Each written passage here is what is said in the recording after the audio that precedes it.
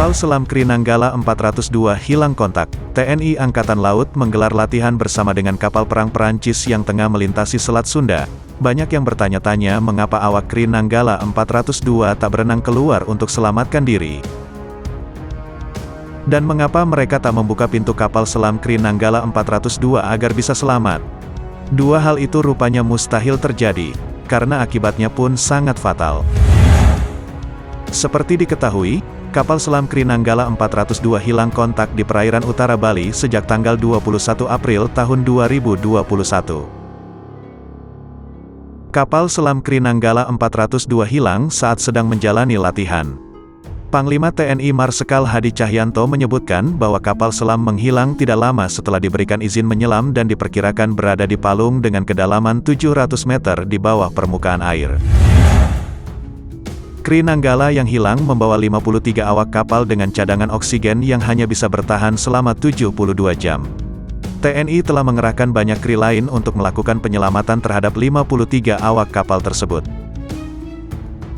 Lalu mengapa para awak kapal selam tidak keluar dari pintu emergensi dan berenang keluar untuk menyelamatkan dirinya sendiri?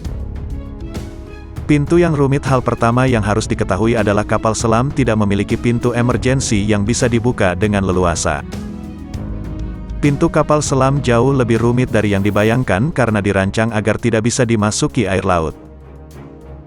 Untuk penggantinya, ada kompartemen penyelamat di mana bagian tersebut tidak bisa dimasuki air karena memiliki sistem isolasi walau bagian lain kapal selam telah bocor.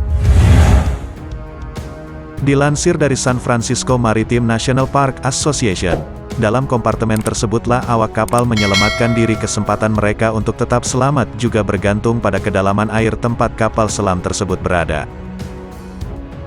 Jika awak kapal berenang keluar, apakah yang terjadi jika kru nekat keluar dari kapal di kedalaman 700 meter?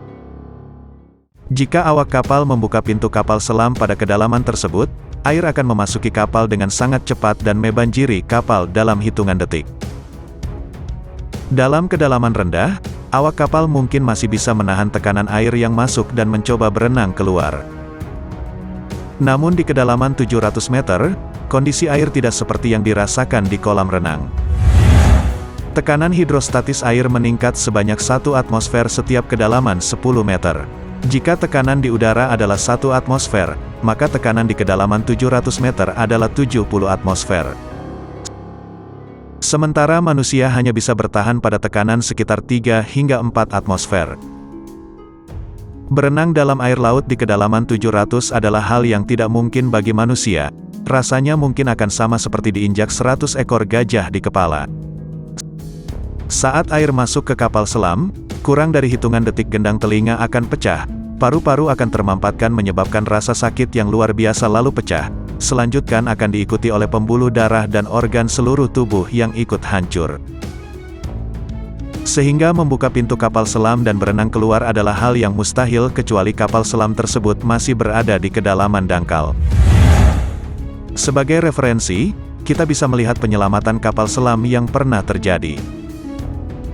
Misalnya kapal selam mini Priz As-28 Rusia yang tenggelam di Samudera Pasifik pada tanggal 7 Agustus tahun 2005 karena terjerat KB pemerintah Rusia dibantu Inggris, Amerika Serikat, dan Jepang melakukan pencarian dan mengevakuasi kapal selam. Setelah posisi kapal dan penyebabnya terjebak ditemukan, tim penyelamat mulai memotong kabel yang menjeratnya. Dilansir dari Maritime Journal, setelah kabel yang menjerat Priz As-28 dipotong, tangki pemberatnya diledakkan sehingga kapal bisa kembali naik ke permukaan. Sehingga semua awak kru Priz As-28 bisa selamat setelah 3 hari lebih terjebak dalam kapal tersebut. Dari hal tersebut kita dapat menyimpulkan bahwa penyelamatan eksternal, bantuan tim penyelamat, adalah jalan keluar paling baik untuk menyelamatkan awak kapal Kri Nanggala 402 yang hilang. Namun waktu adalah musuh dalam penyelamatan kapal selam. Awak kapal harus segera diselamatkan sebelum persediaan oksigen habis dan sebelum mereka terjangkit penyakit akibat banyak menghirup karbon dioksida dalam kapal yang tenggelam. Sementara itu, mantan Komandan Kri Nanggala 402 Letnan Kolonel Laut Ansori menyebut, kapal selam Kri Nanggala memiliki alat keselamatan yang dibutuhkan.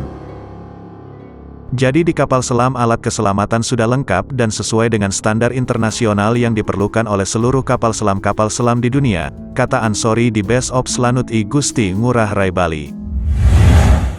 Alat keselamatan pun sudah disesuaikan dengan jumlah personel yang ada di dalam kapal selam. Menurutnya, permasalahan pasti pernah terjadi pada setiap peralatan kapal maupun pesawat. Meski demikian, personel tentu juga sudah dilatih untuk mengatasi potensi persoalan yang mungkin terjadi. Selain itu, prajurit TNI juga dilatih untuk bertahan hidup dalam kondisi apapun. Terkait masalah, saya rasa di semua pesawat dan kapal selam juga mengalami. Semua personel dilatih survive untuk bisa mengatasi trouble, masalah tersebut, kata Ansori.